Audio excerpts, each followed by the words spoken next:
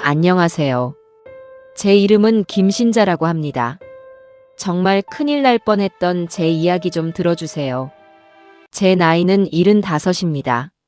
남편을 먼저 하늘로 보내고 하나뿐인 아들 지석이와 며느리 정미와 함께 살고 있지요. 남편이 평생 땀 흘려 일궈 제게 남겨준 이 자그마한 3층짜리 다가구 주택은 단순한 건물이 아니었어요. 우리의 추억이 켜켜이 쌓인 집이자 제 남은 인생을 기댈 수 있는 유일한 버팀목이었습니다. 1층에는 금슬 좋은 젊은 부부가, 3층에는 저와 아들 내외가 살고 있었죠. 문제는 몇 달째 텅 비어 있는 2층이었습니다. 가뜩이나 경기가 어렵다는 소리가 여기저기서 들려오더니 저희 집도 그 여파를 피해가지 못했어요. 석 달, 넉 달. 시간이 흐를수록 제 마음은 타들어갔습니다. 텅 빈 집의 창문으로 스며드는 햇살이 먼지 쌓인 복도를 비출 때마다 꼬박꼬박 날아오는 대출 이자 고지서가 제 심장을 짓누르는 것 같았어요. 아들 지석이가 버는 것만으로는 세 식구 살림이 빠듯했기에 2층 월세는 우리 집의 중요한 수입원이었거든요. 어머니, 너무 걱정 마세요. 곧 좋은 사람 나타날 거예요. 아들은 늘 저를 위로했지만 저는 알고 있었습니다. 아들 녀석이 회사 일로 얼마나 힘들어하는지, 그리고 며느리 정미가 생활비 문제로 얼마나 아들에게 바가지를 긁어대는지 말입니다.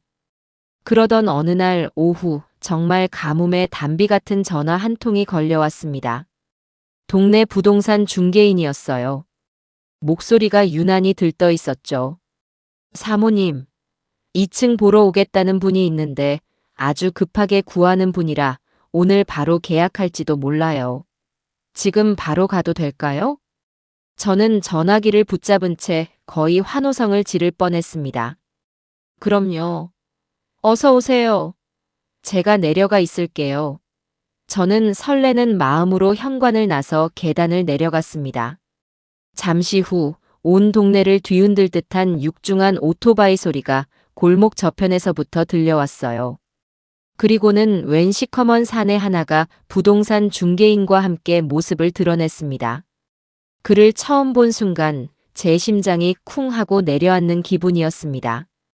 온몸에 용이며 뱀이며 하는 문신들이 징그러울 정도로 꿈틀거리는 팔뚝, 덥수룩하게 길러 지저분한 인상을 주는 수염, 그리고 무엇보다 사람을 위아래로 훑어보는 그 오만하고 불쾌한 눈빛까지. 누가 봐도 평범하고 선량한 사람은 절대 아니었죠. 제 안에 경고등이 요란하게 울리기 시작했습니다. 이쪽입니다, 손님. 집은 아주 깨끗하고 좋아요.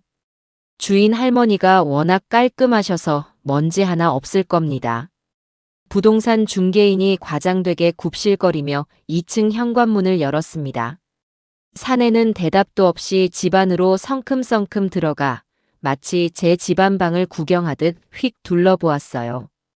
그러더니 턱짓으로 저를 가리키며 중개인에게 물었습니다. 저 할망구가 집주인? 그 짧은 한마디에 담긴 무시와 오만함에 순간 숨이 턱 막혔습니다. 반말은 둘째치고 사람을 물건 취급하는 듯한 그 말투에 피가 거꾸로 솟는 것 같았죠. 부동산 중개인이 제 눈치를 살피며 허리를 숙여 대답했습니다. 아, 네. 이분이 주인이시고 3층의 아드님 내외분하고 같이 거주하고 계십니다. 보증금은 없고 월세 몇 달치를 한 방에 현찰로 낼 건데. 그래도 되나? 사내는 말이 끝나기 무섭게 낡은 가죽 점퍼 안주머니에서 고무줄로 칭칭 감은 두툼한 현금 뭉치를 꺼내 보였습니다.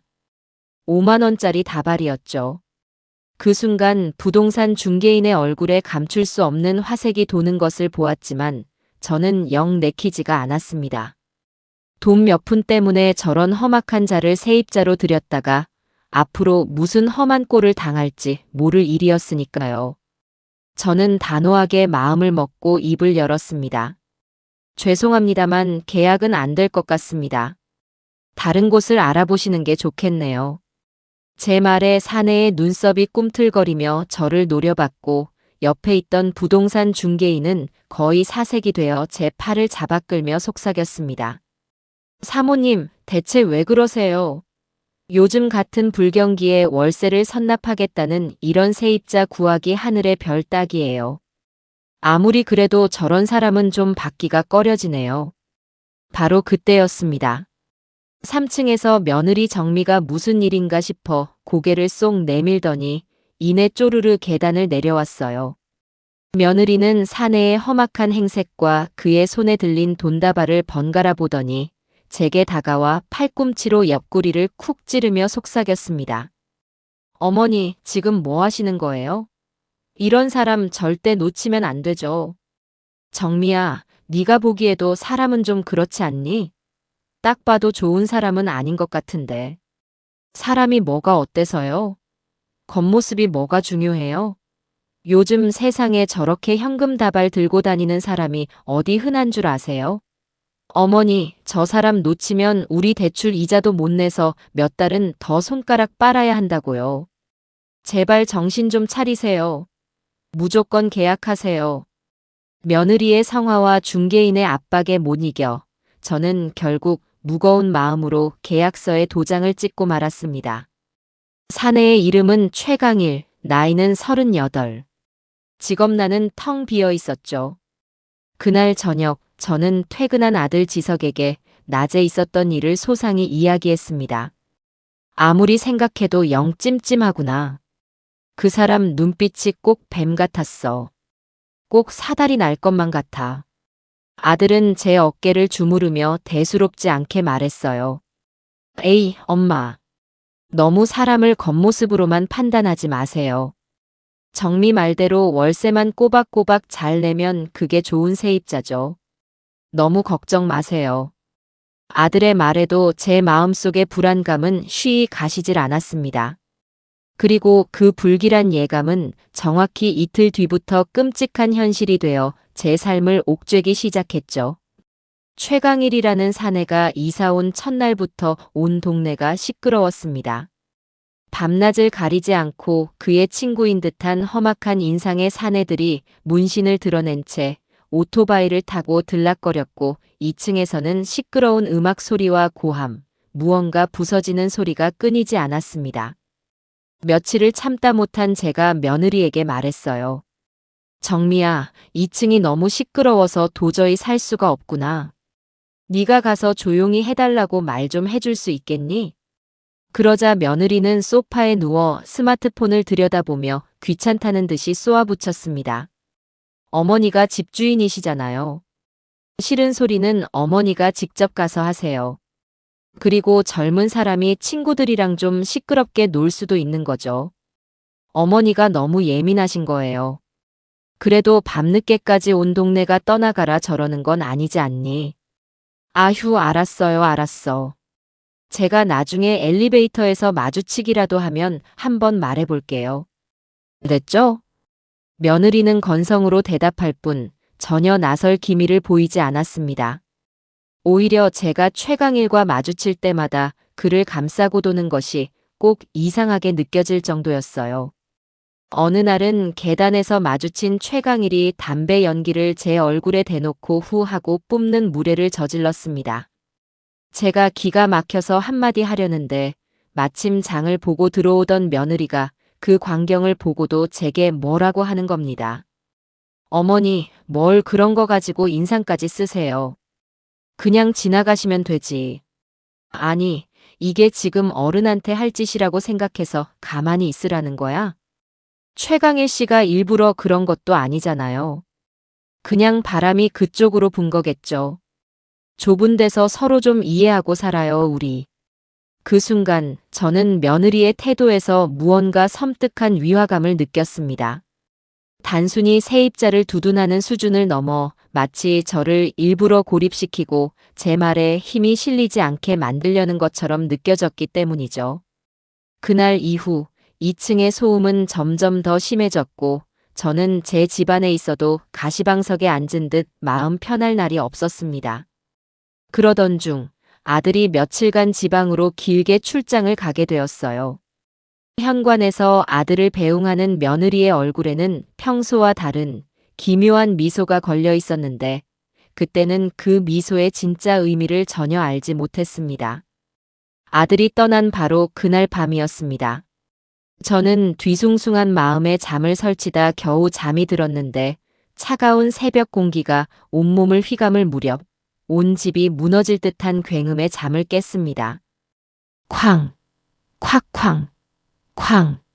마치 누군가 쇠망치로 현관문을 부수기라도 하려는 듯한 끔찍한 소리였어요. 저는 심장이 목구멍까지 치솟는 기분에 침대에서 벌떡 일어났습니다. 소리는 정확히 3층 저희 집 현관에서 들려오고 있었죠. 이어서 귀를 찢는 듯한 고함 소리가 들려왔습니다. 야, 김신자 할망구. 문 안 열어. 죽고 싶어. 당장 튀어나오라고. 최강일의 목소리였습니다. 저는 온몸이 사시나무처럼 떨려왔어요. 대체 이 새벽에 무슨 일로 저러는 것인지 머릿속이 하얗게 비어버렸습니다. 저는 본능적으로 며느리의 방으로 달려가 방문을 미친 듯이 두드렸습니다. 정미야, 정미야, 어서 일어나봐. 밖에 저 사람 좀 봐. 경찰에 신고해야 해. 하지만 방 안에서는 아무런 대답도 아주 작은 인기척도 들려오지 않았어요. 분명 며느리는 거실에서 TV를 보다 제 방보다 늦게 잠자리에 들었는데도 말입니다.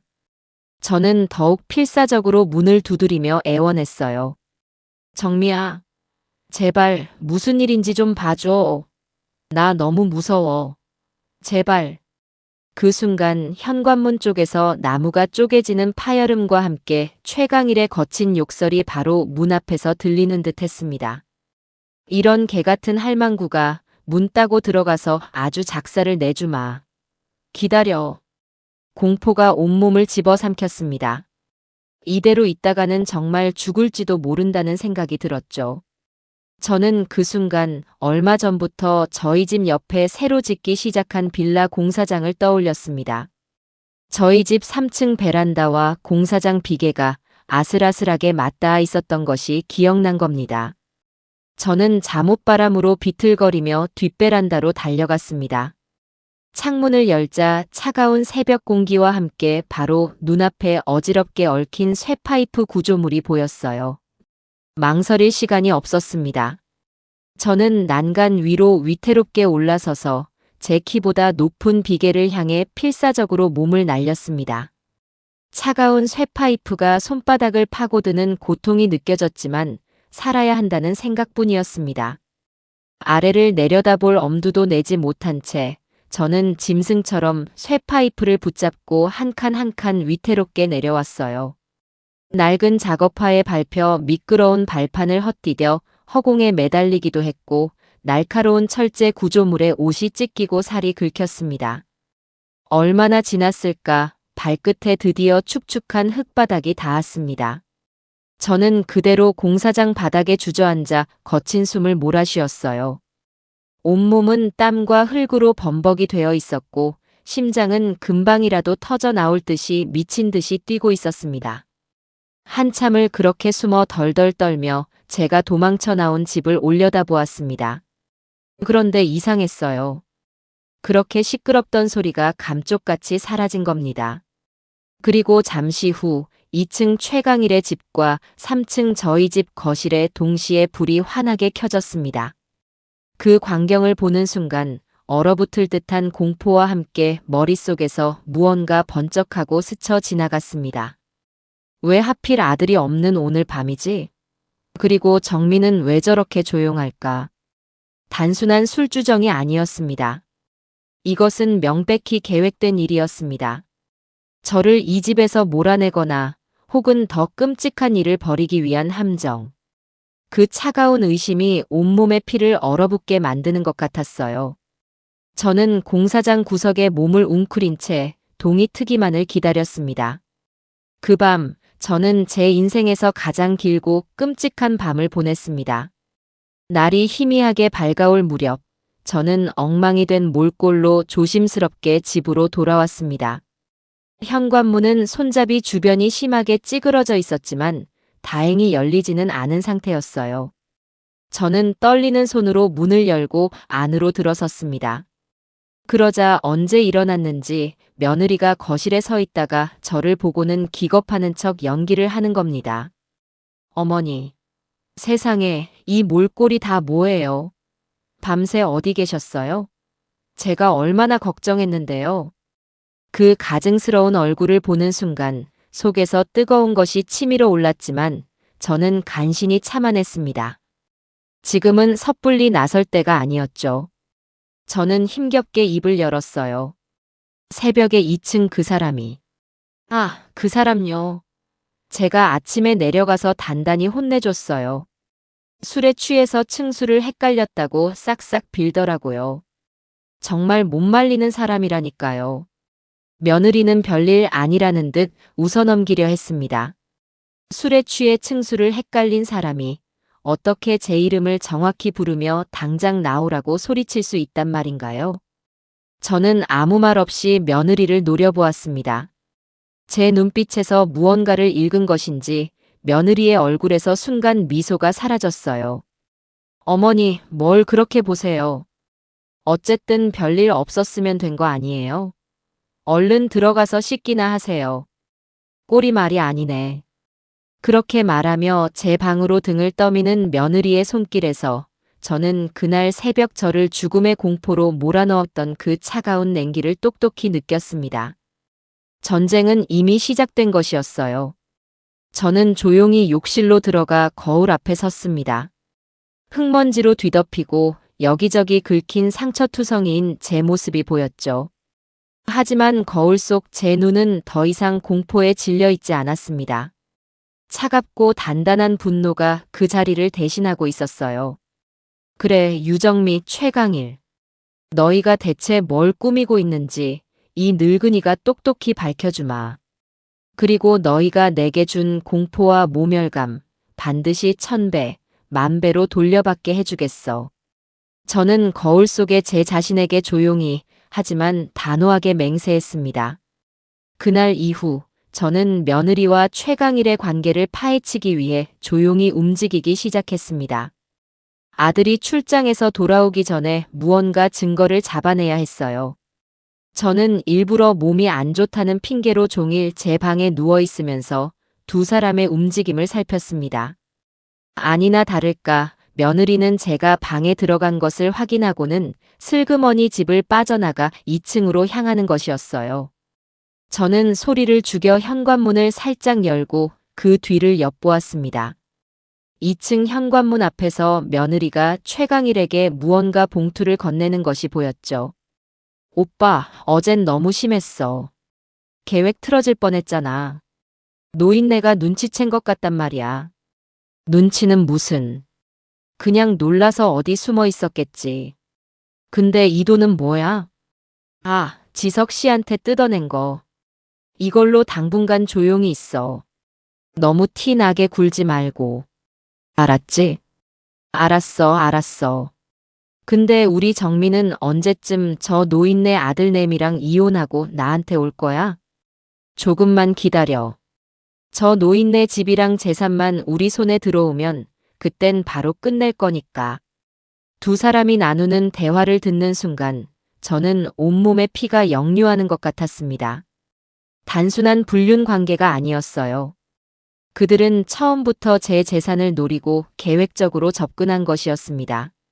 저를 내쫓거나 해친 뒤 이 집을 통째로 삼키려는 속셈이었던 거죠.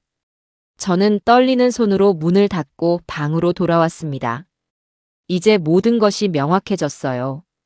며칠 뒤 아들이 출장에서 돌아왔습니다.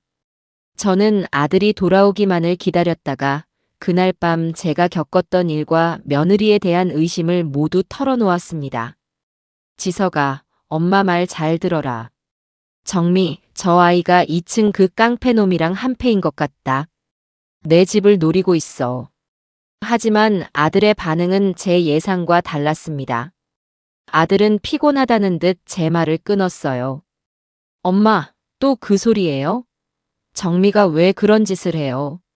사람이 그리도 못 믿어오세요? 그리고 2층 그 사람 술 마시고 실수한 거라고 사과했잖아요. 아니다. 내가 똑똑히 들었어. 둘이 내 재산을. 그랬어요, 엄마. 제가 출장 다녀와서 얼마나 피곤한데요. 자꾸 말도 안 되는 소리 하지 마세요. 정미한테도 상처예요. 아들은 제 말을 망상으로 치부하며 오히려 며느리 편을 들었습니다. 옆에서 듣고 있던 며느리는 눈물을 글썽이며 말했죠. 여보, 어머님이 요즘 저를 너무 미워하시는 것 같아요. 제가 뭘 잘못한 걸까요? 흑흑. 그 연기에 넘어간 아들은 며느리를 감싸 안으며 저를 탓하는 눈으로 바라보았습니다. 엄마, 제발 정미 좀 그만 괴롭히세요. 보기 안쓰럽지도 않으세요? 그 순간 저는 깊은 절망감에 휩싸였습니다. 내 아들마저 저 악랄한 여자의 연기에 속아 넘어가 내 편이 되어주지 않는데 과연 내가 저들을 상대로 이길 수 있을까? 하지만 절망도 잠시 저는 마음을 다잡았습니다. 그래, 아무도 내 편이 되어주지 않는다면 나 혼자서라도 싸워야지. 내 집과 내 인생은 내가 지키는 거야. 저는 아무 말 없이 자리에서 일어나 제 방으로 들어왔습니다. 그리고 그날 밤 저는 평생을 아끼고 모아두었던 비상금을 꺼내 들었습니다. 이제부터는 진짜 전쟁이었어요. 다음 날 아침 저는 아들과 며느리에게 병원에 다녀오겠다는 말을 남기고 집을 나섰습니다. 제 발길이 향한 곳은 병원이 아닌 동네 노인정이었죠. 그곳에는 동네의 모든 대소사와 비밀을 꿰고 있는 정보통 최 여사님이 계셨습니다. 저는 최 여사님께 음료수 한 박스를 건네며 조심스럽게 2층에 사는 최강일에 대해 물었습니다. 최 여사님, 혹시 우리 집 2층에 새로 이사 온 총각에 대해 아시는 거 있으세요? 최 여사님은 제 말에 눈을 반짝이며 목소리를 낮췄어요. 아이고, 김 여사. 그 인간 때문에 말도 마. 동네 아주 불량배들 소굴이 다 됐어. 내가 가만히 있을 수 없어서 우리 사위한테 알아봐 달라고 했지. 사위분이라면 경찰서에 계신다는. 응. 우리 박서방. 박서방이 그러는데 그 최강일이라는 놈, 이름만 대면 다 아는 전과자의 사기꾼이래. 특히 순진한 여자들 등쳐먹는 걸로 아주 유명하다더군. 근데 그놈이 김 여사 댁에는 어쩐 일로? 최 여사님의 말을 듣는 순간 모든 퍼즐 조각이 맞춰지는 기분이었습니다. 며느리 유정미 역시 그 사기꾼의 먹잇감 중 하나였고 이제는 공범이 되어 저를 노리고 있는 것이겠죠. 저는 최 여사님께 고맙다는 인사를 하고 노인정을 나섰습니다. 이제 필요한 것은 물증이었습니다. 그들의 범죄를 만천하에 드러낼 확실한 증거. 저는 그 길로 시내에 있는 전자상가로 향했습니다. 그리고 그곳에서 아주 작고 정교한 소형 녹음기와 카메라 몇 개를 샀어요. 손주가 선물해준 고민형의 눈, 거실 탁상시계, 제 방의 벽걸이 액자 뒤. 그 누구도 의심하지 못할 만한 장소에 그것들을 설치하기 시작했습니다. 지옥 같은 현실 속에서 저의 조용하고도 치밀한 반격이 그렇게 막을 올리고 있었습니다. 며칠 후 며느리가 제 방으로 한약 상자를 들고 들어왔습니다. 어머니, 요즘 기력도 없어 보이시고 잠도 잘 못 주무시는 것 같아서요. 제가 특별히 좋은 한약을 지어왔어요. 이거 드시고 기운 차리세요. 살갑게 웃으며 약을 건네는 며느리의 얼굴 뒤로 시커먼 뱀의 그림자가 어른거리는 것 같았어요. 저는 속으로 냉소를 삼키며 고맙다는 말을 하고 약을 받았습니다. 어이구, 우리 며느리밖에 없네. 정말 고맙다. 며느리는 제가 약을 다 마실 때까지 자리를 뜨지 않고 지켜보았습니다. 저는 며느리가 보는 앞에서 약을 마시는 척 입에 머금었다가 그녀가 방을 나가자마자 화장실로 달려가 모두 뱉어냈습니다. 그리고 남은 약은 증거로 남기기 위해 작은 약병에 몰래 덜어두었죠. 이제 모든 준비는 끝났습니다. 남은 것은 저 악마 같은 인간들이 스스로 제 함정 속으로 걸어 들어오는 것을 기다리는 일뿐이었어요. 저는 그들이 어떤 끔찍한 계획을 세우고 있든 반드시 그 대가를 치르게 해주리라 굳게 다짐했습니다. 이 집의 주인은, 그리고 내 인생의 주인은 바로 나 김신자니까요. 제가 미리 설치해둔 소형 카메라와 녹음기는 며칠간 묵묵히 제 할 일을 수행했습니다. 그 작은 기계들이 담아냈을 진실이 무엇일지 두려우면서도 저는 외면할 수 없었습니다. 마침내 아들과 며느리가 백화점에 간다며 집을 비운 그날 오후, 저는 떨리는 손으로 거실 탁상시계 뒤에 숨겨두었던 카메라를 수거했습니다. 심장이 쿵쾅거려 손끝이 차갑게 식어오는 것 같았어요.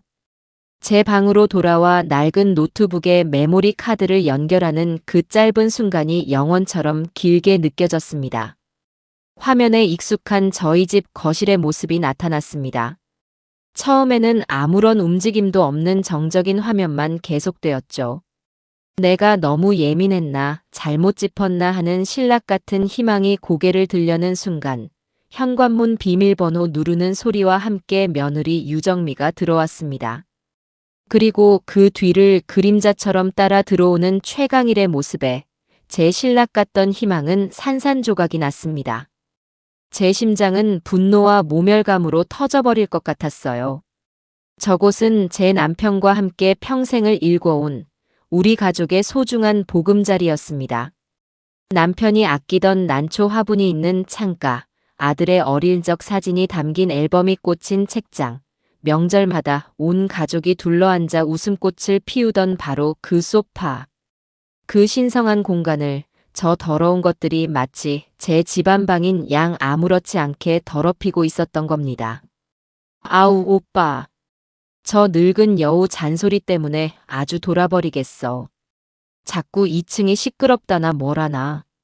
자기가 아직도 이 집 주인인 줄 안다니까. 정민은 핸드백을 소파에 아무렇게나 던지며 투덜거렸습니다. 최강일은 냉장고 문을 활짝 열어 제가 아들을 위해 정성껏 재워둔 갈비를 손으로 집어먹으며 낄낄거렸죠. 그 할망구 조만간에 정신병원 독방에서 평생 썩게 될 텐데 뭘 그리 신경 써. 며칠만 참으라고. 그때 되면 이 냉장고도 저 TV도 이 집 전체가 다 우리 건데. 그래도 사람 미치게 한다고. 꼭 자기가 무슨 대단한 사람인 것처럼 행세하는 꼴이 진짜 역겨워 죽겠어. 어제는 글쎄 계단에서 담배 피운다고 나한테까지 한 소리 하더라니까. 아주 상전이야, 상전. 냅둬. 이제 곧 네가 이 집의 진짜 상전이 될 거잖아. 안 그래? 우리 이쁜 정미. 최강일은 기름 묻은 손을 정미의 옷에 쓱 닦고는 그녀의 옆에 찰싹 붙어 앉아 어깨를 감싸 안았습니다. 두 인간은 제 아들이 매일 밤 고된 하루의 피로를 누이는 바로 그 소파 위에서 차마 눈 뜨고는 볼 수 없는 역겨운 애정 행각을 벌이기 시작했어요. 저는 화면을 똑바로 쳐다볼 수가 없어 입술을 깨물었습니다. 비릿한 피맛이 입안에 번졌지만 그보다 더 지독한 분노와 배신감이 온몸을 태우고 있었기에 아무런 고통도 느껴지지 않았습니다. 근데 오빠, 지석 씨한테서 회사 돈 빼내는 것도 이제 한계가 온 것 같아. 자꾸 회사 사정이 어렵다고 징징대네. 아무래도 눈치챈 거 아닐까? 그 바보가 뭘 눈치채. 그냥 진짜로 회사가 어려운 거겠지. 머리에 든 거 없는 놈이라 경영을 발로 하잖아. 그러니까 우리가 더 서둘러야 한다니까. 노인네 약은 시간 맞춰서 꼬박꼬박 잘 먹이고 있는 거지. 그럼 내가 매일 아침 저녁으로 얼마나 정성껏 챙겨주는데. 어머니, 이거 드시고 오래오래 건강하셔야죠 하면서 말이야. 호호. 벌써부터 가끔씩 멍하니 허공을 보고 있을 때도 있고 효과가 확실히 나타나는 것 같아. 의사가 그러는데 한두 달만 꾸준히 먹이면 낮과 밤도 구분 못하고 사람도 못 알아보는 완전한 바보가 된대. 좋았어. 아주 잘하고 있어. 그렇게 정신이 오락가락할 때 우리가 아드님 사업이 망해서 집을 팔아야 한다면서 서류 몇 장 들이밀고 도장만 딱 받으면 이 집이고 땅이고 싹 다 우리 거라고. 그때 되면 저 아들놈도 그냥 버리면 그만이고. 크하. 저도 모르게 노트북 화면을 향해 손을 뻗었습니다. 저 악마 같은 것들의 목을 비틀어버리고 싶은 충동을 간신히 참아냈죠. 그 한약이 제 기력을 보충해준다던 살가운 며느리의 선물이 사실은 제 영혼과 기억을 갉아먹는 무서운 독약이었다는 사실을 제 귀로 똑똑히 확인한 순간이었습니다. 그들의 대화는 거기서 그치지 않았습니다. 제 아들을 머리 빈 바보, 돈 버는 기계라 칭하며 비웃었고 저를 치울 날만 기다리는 늙은 쓰레기라 조롱하며 하루빨리 치워버릴 구체적인 계획을 의논했습니다.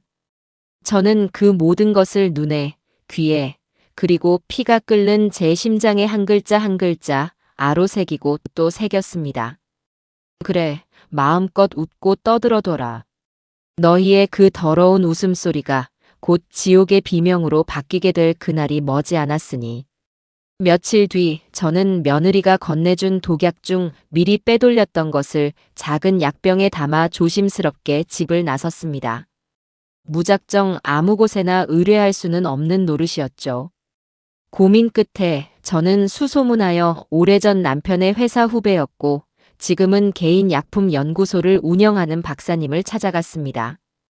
오랜만에 만난 박사님은 저를 무척 반가워했지만 저는 차마 집안의 불미스러운 일을 털어놓을 수가 없었어요. 박사님, 사실은 제 친한 친구가 며느리에게서 한약을 선물 받았는데 먹고 나서부터 계속 몸이 이상하다고 해서요. 혹시 성분에 무슨 문제가 있는지 좀 봐주실 수 있을까 해서요. 저는 미리 준비해간 거짓말을 둘러댔습니다. 박사님은 제 말에 고개를 갸웃했지만 일단 성분 분석을 해주겠다고 약속하며 제 손을 꼭 잡아주었죠. 알겠습니다, 사모님. 친구분께서 아무 일 없으셔야 할 텐데요. 결과 나오는 대로 바로 연락드리겠습니다. 결과를 기다리는 며칠 동안 저는 또 다른 증거를 찾아 나섰습니다. 며느리는 늘 제 앞에서 어머니, 아버님도 안 계신데 우리 지석 씨 어깨가 얼마나 무겁겠어요. 우리라도 아껴 써야죠 라며 알뜰한 척을 했습니다. 하지만 그녀의 씀씀이는 전혀 그렇지 않았죠. 최신형 스마트폰, 계절마다 바뀌는 명품 가방, 앞뒤가 다른 값비싼 옷들. 저는 분리수거날을 기다렸다가 며느리의 방에서 나온 쓰레기 봉투를 아무도 보지 않는 곳으로 가져와 뒤지기 시작했습니다. 아니나 다를까 그 안에서 잘게 찢어버린 카드 명세서 여러 장을 발견할 수 있었어요. 저는 어린 시절 조각 그림 맞추기를 하듯 몇 시간에 걸쳐 그 종이 조각들을 하나하나 이어 붙였습니다. 그리고 마침내 완성된 명세서의 내용은 제 상상을 초월했습니다. 백화점 명품관이며 강남의 고급 레스토랑, 심지어 특급 호텔 숙박비까지. 제가 아는 아들의 월급으로는 도저히 감당할 수 없는 금액이었습니다. 그리고 그 돈의 출처는 제 아들이 회사 경비를 위해 사용하는 법인카드였죠. 며느리는 남편이 피땀 흘려번 돈을 마치 제 쌈짓돈인 양 흥청망청 쓰고 있었던 겁니다. 저는 날짜와 금액, 사용처를 제 수첩에 꼼꼼히 옮겨 적었습니다.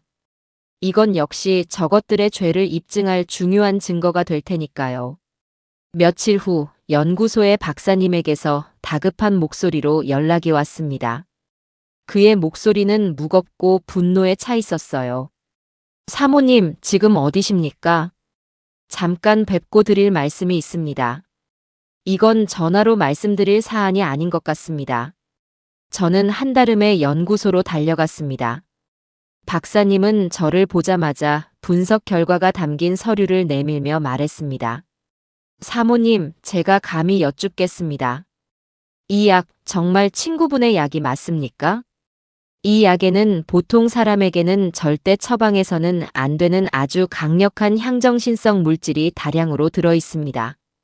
심각한 정신질환을 앓는 환자에게나 극소량, 그것도 의사의 엄격한 관리하에 투여되는 성분입니다. 건강한 어르신이 이걸 장기간 복용하게 되면 기억력이 서서히 감퇴하고 현실과 환각을 구분하지 못하며 종일 무기력하고 몽롱한 상태에 빠지게 됩니다. 쉽게 말해 사람의 영혼을 서서히 파괴시켜 살아있는 시체로 만드는 약이란 말입니다. 이건 약이 아닙니다, 사모님. 박사님의 말을 듣는 순간 저는 눈앞이 캄캄해지는 것을 느꼈습니다. 올 것이 왔구나.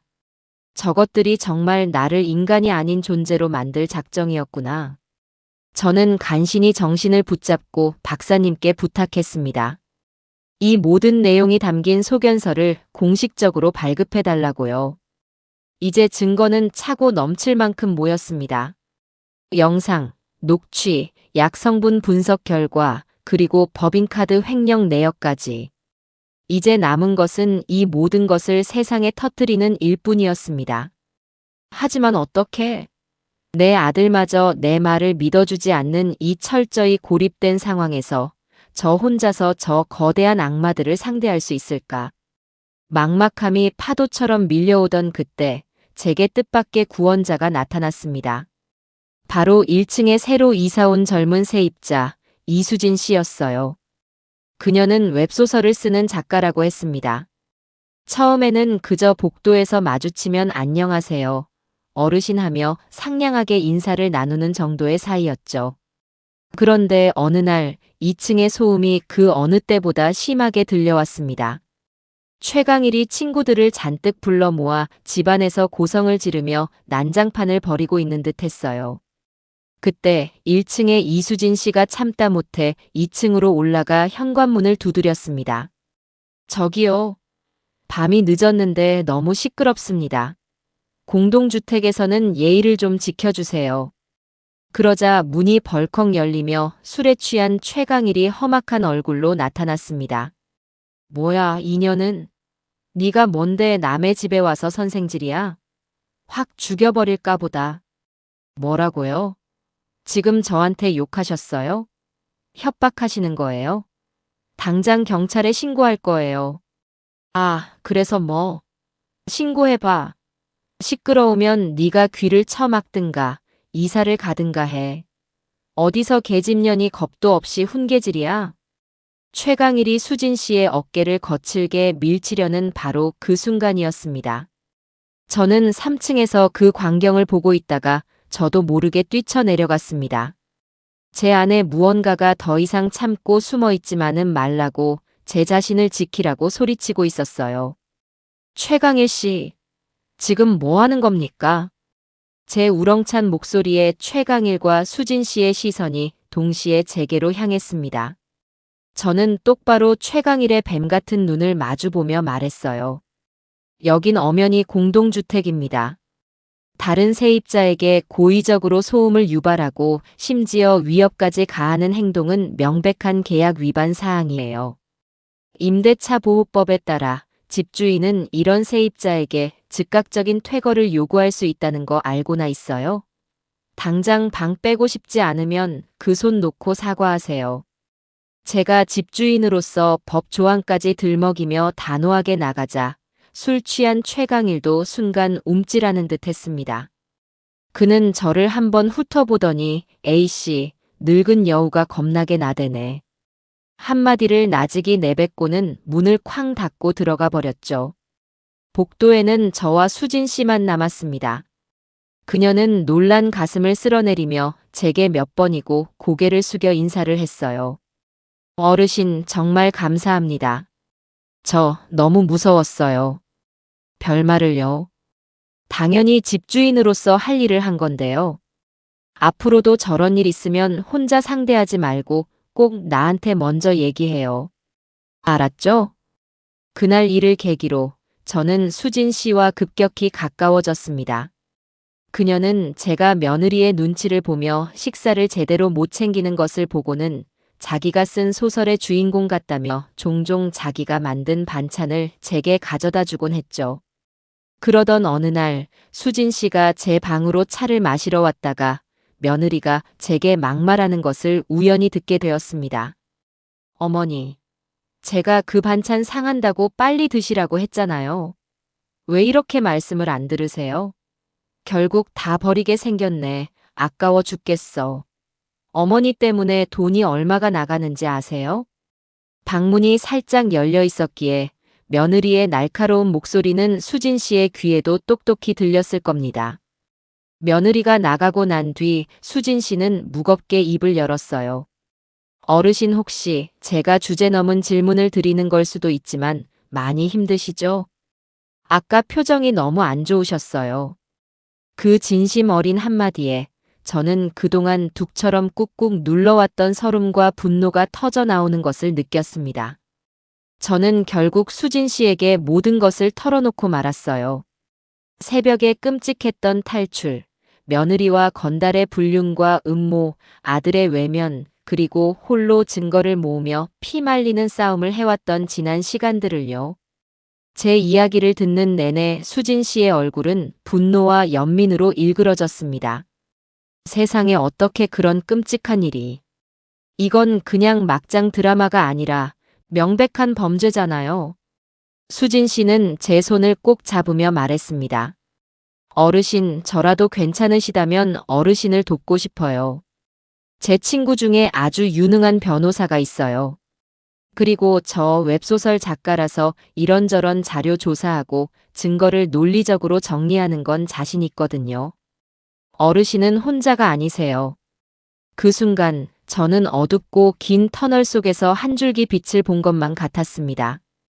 저는 수진 씨의 도움을 받아 그동안 모은 영상과 녹취 파일, 서류들을 법적으로 효력이 있도록 체계적으로 정리하기 시작했습니다. 수진 씨는 마치 자기 일처럼 밤을 새워가며 저를 도왔어요. 어르신, 이건 어르신 인생이 걸린 싸움이기도 하지만 이 시대의 모든 약자들을 위한 싸움이기도 해요. 절대로 지시면 안 돼요. 제가 쓰는 소설의 주인공처럼 통쾌하게 이기셔야 해요. 그녀의 응원에 저는 다시 한번 마음을 다잡았습니다. 이제 반격의 무대는 거의 완성되었습니다. 남은 것은 가장 중요한 관객, 바로 제 아들 지석이의 눈을 뜨게 만드는 것이었죠. 저는 아들이 더 이상 며느리의 거짓 눈물에 속지 않도록 가장 확실하고 충격적인 방법으로 진실을 보여주기로 결심했습니다. 며칠 뒤 며느리가 친구들과 1박 2일로 여행을 간다며 집을 비웠습니다. 저는 이날만을 기다렸다는 듯 아들이 가장 좋아하는 갈비찜을 만들어 저녁상을 차렸습니다. 아들은 오랜만에 받아보는 따뜻한 밥상에 기분이 좋은 듯 했죠. 저는 아들이 식사를 마칠 때까지 기다렸다가 그를 조용히 제 방으로 불렀습니다. 아들의 얼굴에는 또 무슨 잔소리를 하시려고 하는 귀찮음이 가득했죠. 저는 아무 말 없이 아들을 노트북 앞에 앉혔습니다. 지석아, 엄마가 부탁 하나만 할게. 딱 5분만 아무 말도 하지 말고 이것 좀 끝까지 보거라. 저는 아들이 보는 앞에서 며느리와 최강일의 불륜이 담긴 영상을 재생했습니다. 처음에는 의아한 표정으로 화면을 보던 아들의 얼굴이 시간이 흐를수록 점차 하얗게 굳어갔습니다. 자신의 아내가 다른 남자와 자신이 매일 잠드는 바로 그 집 거실에서 아들의 동공이 걷잡을 수 없이 흔들렸고 밥을 먹던 숟가락을 든 채로 손이 파르르 떨리고 있었죠. 영상 속에서 며느리가 최강희를 향해 교태 섞인 목소리로 속삭였습니다. 우리 지석 씨는 정말 순진해서 탈이야. 내가 하는 말은 뭐든지 다 믿는다니까. 세상에 저런 호구가 또 있을까 싶어. 그 순간 아들의 입에서 짐승 같은 소리가 터져 나왔습니다. 영상이 끝나고 방 안에는 무거운 침묵만이 흘렀습니다. 아들은 고개를 푹 숙인 채 미동도 하지 않았어요. 그의 어깨가 가늘게 떨리고 있었습니다. 저는 조용히 그동안 모아두었던 다른 증거들을 아들의 눈앞에 하나씩 내려놓았습니다. 독극물 성분 분석 결과서, 며느리의 법인카드 횡령 내역서, 그리고 그들의 범죄 계획이 담긴 녹취 파일까지. 아들은 초점 없는 눈으로 그것들을 한참 동안 내려다보더니 이내 어린아이처럼 무너져 내렸습니다. 엄마, 내내가 눈뜬 장님이었어요. 내가 내 아내도 못 알아보고 내 엄마가 위험에 빠진 것도 모르고. 엄마, 내가 정말 죄송해요. 아들은 제 무릎에 얼굴을 묻고 목 놓아 울었습니다. 저는 그런 아들의 등을 말없이 쓸어주었어요. 아들의 울음 속에는 사랑했던 아내에 대한 처절한 배신감, 진실을 외면했던 자신에 대한 자책감, 그리고 홀로 싸웠을 어머니에 대한 죄송함이 모두 뒤섞여 있었습니다. 한참을 울던 아들이 이윽고 고개를 들었습니다. 그의 눈은 핏발이 선 채 차가운 분노로 이글거리고 있었죠. 어머니, 이제 제가 어떻게 하면 되죠? 저 인간들 절대로 용서 못해요. 내 손으로 찢어 죽여도 시원치 않아요. 그래, 용서하면 안 되고 말고. 하지만 우리 손에 피를 묻힐 필요는 없다. 이제부터 정신 똑바로 차려야 한다. 저 악마들을 우리 손으로 직접 법의 심판대에 세워야지. 그날 밤, 저와 아들은 처음으로 한마음이 되어 치밀한 복수를 계획하기 시작했습니다. 우선 아들은 아무것도 모르는 척 며느리를 대하기로 했어요. 다음 날 여행에서 돌아온 며느리에게 아들은 넌지시 물었습니다. 정미야, 혹시 회사 법인카드로 뭐 산 거 있어? 결제 내역에 모르는 금액이 좀 찍혀 있어서. 혹시 당신이 썼는데 나한테 말을 안 한 건가 싶어서. 그러자 며느리는 기다렸다는 듯이 눈물을 글썽이며 준비된 거짓말을 늘어놓았습니다. 여보, 사실은요, 당신 걱정할까봐 말 못했는데. 2층에 사는 최강일이라는 사람이 자꾸 나를 협박했어요. 예전에 내가 잠깐 실수했던 걸 빌미로 돈을 요구했다고요. 돈을 주지 않으면 당신이랑 어머님한테 다 폭로하고 우리 가정을 망가뜨리겠다고. 그래서 너무 무서워서 어쩔 수 없이. 기가 막힌 연기였습니다. 아들은 주먹을 쥔 손을 부들부들 떨면서도 우리의 계획에 따라 아내의 연기를 받아주었습니다. 뭐야, 그런 끔찍한 일이었으면 진작 나한테 말을 했어야지. 왜 바보같이 혼자 끙끙 앓았어. 아들이 자신을 믿어주자 며느리는 안심하며 그의 품에 안겨 더욱 서럽게 울음을 터뜨렸습니다. 아들은 그런 며느리를 안아주며 제 방을 향해 차갑게 빛나는 눈빛을 보냈죠. 그 눈빛은 제게 말하고 있었습니다. 어머니, 이제 연극의 막이 올랐습니다. 하지만 저는 그것만으로는 부족하다고 생각했습니다. 아들의 마음속에 남아있을지도 모르는 일말의 동정심마저 완전히 없애버려야 했어요. 저는 며칠 뒤 아들에게 또 다른 녹음 파일을 들려주었습니다. 그것은 며느리가 최강일과 통화하는 내용이었죠. 응, 오빠. 우리 남편?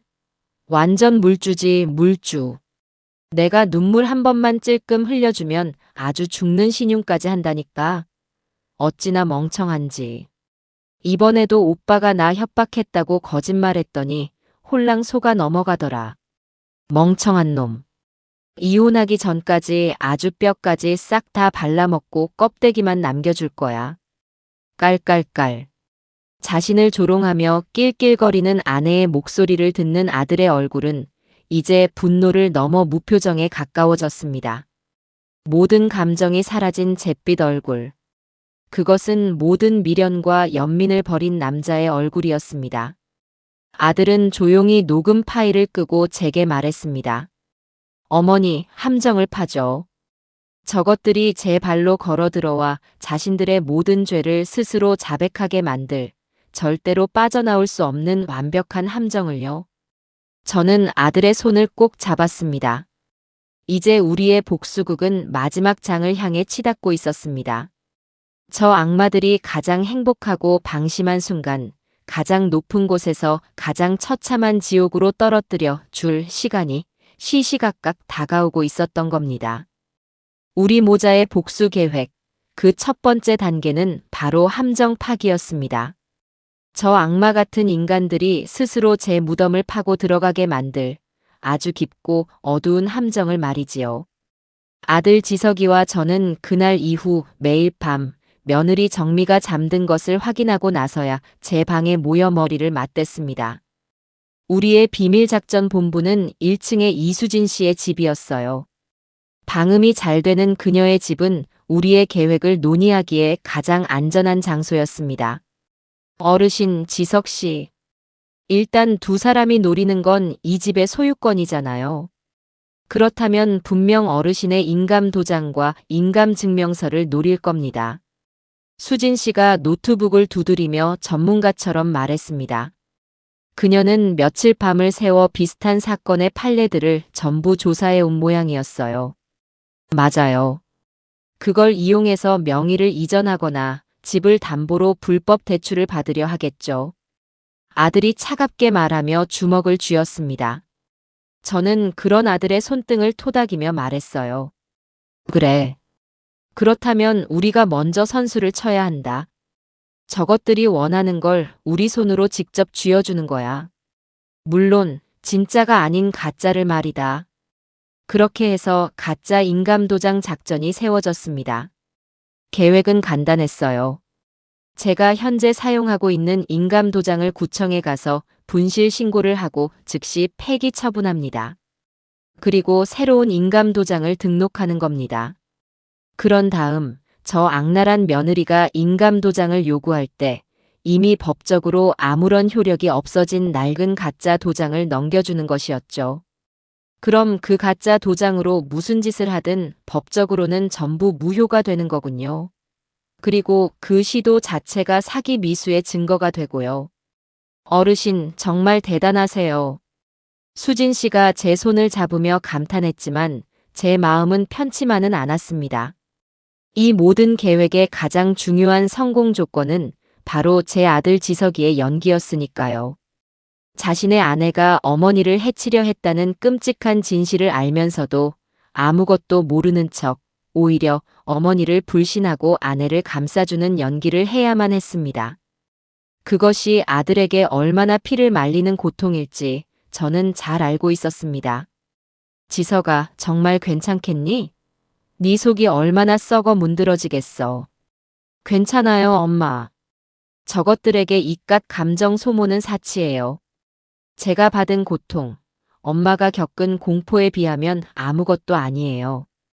아주 완벽하게 속여서 제 손으로 지옥 불구덩이에 쳐넣을 겁니다. 아들의 눈은 그 어느 때보다 차갑고 단단했습니다. 다음 날 저는 수진 씨와 함께 조용히 구청으로 향했습니다. 인감 분실 신고와 재등록 절차는 생각보다 간단했어요. 저는 새로 만든 인감 도장을 품속 깊이 숨기고 이제는 한낱 나무 조각에 불과해진 낡은 도장을 손에 쥐었습니다. 이것이 바로 저 악마들을 심판대로 이끌 미끼였습니다. 그날부터 우리 집에서는 아슬아슬한 연극이 시작되었습니다. 아들은 퇴근하고 돌아오면 일부러 정미의 편을 들며 제게 쌀쌀맞게 굴기 시작했어요. 엄마, 저녁은 아직 안 하셨어요? 정미가 요즘 입맛이 없다는데 뭐 맛있는 것 좀 해주시지 않고요. 어머니, 제가 거실 청소 좀 했다고 너무 구박하시는 거 아니에요? 정미 말이 맞아요. 사람이 너무 깔끔 떨어도 피곤해요. 그럴 때마다 정미는 제게 보란 듯이 승리감에 도취된 미소를 지으며 아들의 팔짱을 꼈습니다. 저는 그런 며느리의 눈을 피해 고개를 숙이며 상처받은 시어머니 연기를 해야만 했죠. 아들과 저는 서로 눈빛조차 마주치지 않았지만 우리는 알고 있었습니다.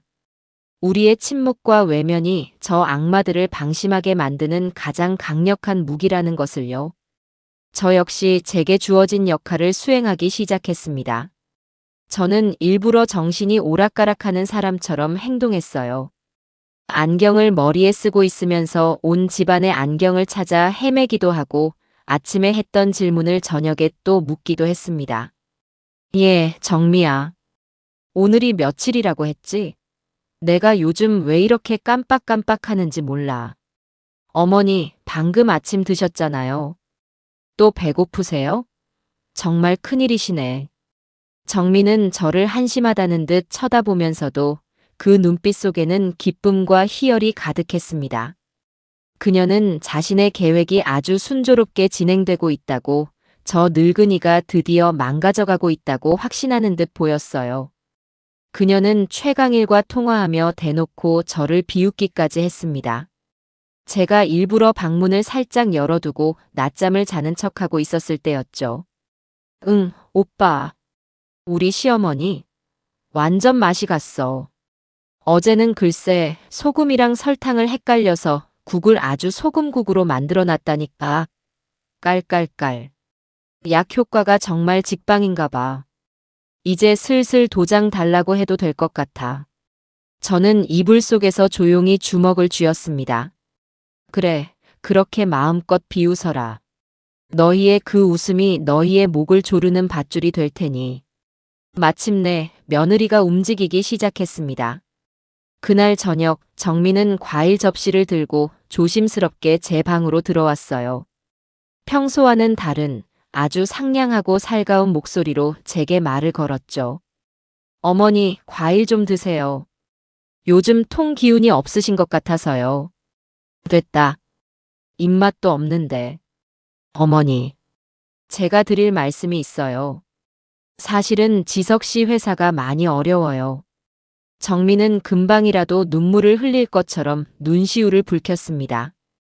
회사를 살리려면 급하게 큰 돈이 필요한데 돈 나올 구멍이 없어서요. 그래서 말인데요. 어머니 이 집을 담보로 대출이라도 좀 받으면 안 될까요? 지석 씨가 어머니께는 차마 자기 입으로 말을 못하겠다고 해서 제가 대신 말씀드리는 거예요. 기가 막힌 거짓말이었습니다. 하지만 저는 모든 것을 알고 있었음에도 혼란스럽고 불안한 표정으로 되물어야만 했어요. 뭐? 대출? 안 된다. 이 집은 니들 아버지가 평생을 바쳐 나한테 남겨준 집이야. 절대로 안 돼. 어머니. 지석 씨가 어머니 아들이잖아요. 아들이 길거리에 나앉게 생겼는데 집이 그렇게 중요하세요? 정말 너무하시네요. 정민은 금세 눈물을 뚝뚝 흘리며 저를 원망하기 시작했습니다. 저는 못 이기는 척 한숨을 쉬며 말했어요. 알았다, 알았어. 그럼 내가 어떻게 하면 되는데? 난 그런 거 하나도 모른다. 제 말에 정미의 얼굴에 순간 화색이 돌았습니다. 그녀는 기다렸다는 듯이 가방에서 서류 몇 장을 꺼내 제 앞에 내밀었어요. 대출에 필요한 위임장과 재산 관련 서류들이었습니다. 어머니는 걱정하실 거 없어요. 그냥 이 서류에 도장만 찍어주시면 돼요.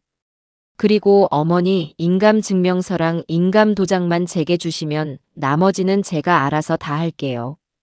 지석 씨 회사만 살아나면 금방 갚을 수 있는 돈이에요. 바로 이 순간이었습니다. 저는 잠시 망설이는 척하다가 결국 서랍 깊숙한 곳에서 낡은 인감도장을 꺼내 정미에게 건넸습니다. 이미 법적으로는 아무런 효력도 없는 그저 평범한 나무 조각을요. 여기 있다. 그리고 인감증명서는 저기 장롱 첫 번째 서랍에 있을 게다. 정민은 제 손에서 도장을 거의 빼앗다시피 가져갔습니다. 그녀의 눈은 주체할 수 없는 탐욕으로 번들거리고 있었죠. 그녀는 서둘러 인감증명서까지 챙겨 들고는 표정을 싹 바꾸며 제게 말했습니다. 그럼 저 급한 일이라 먼저 나가볼게요, 어머니. 푹 쉬세요. 정민은 뒤도 돌아보지 않고 황급히 방을 나갔습니다. 저는 닫힌 방문을 보며 나지막이 으쪼렸어요. 그래, 어서 가거라. 너를 기다리는 지옥으로. 그날 밤 저는 아들의 손을 잡고 조용히 웃었습니다. 이제 우리의 덫에 저 어리석은 짐승이 제대로 걸려든 것이었습니다. 며칠이 흐르고 폭풍전야와 같은 고요한 시간들이 이어졌습니다. 정민은 그날 이후 제게 더욱 살갑게 굴었어요. 마치 대단한 효부라도 된 것처럼 제 식사를 챙기고 어깨를 주무르며 아양을 떨었죠. 그 모든 것이 저를 안심시키고 감시하기 위한 연극이라는 것을 저는 물론 알고 있었습니다.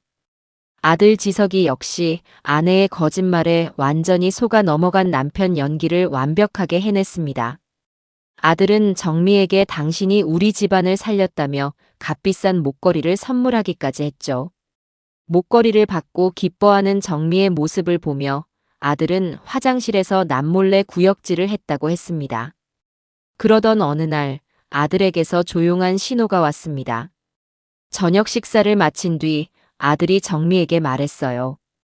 정미야, 당신 요즘 엄마 신경 쓰느라 고생 많았는데. 내일은 내가 엄마 모시고 병원 다녀올게. 당신은 하루 푹 쉬어. 이것이 바로 우리가 미리 짜둔 신호였습니다. 다음 날 아들과 저는 병원이 아닌 수진 씨의 집으로 향했습니다. 수진 씨는 우리를 보자마자 노트북을 돌려 화면을 보여주었어요.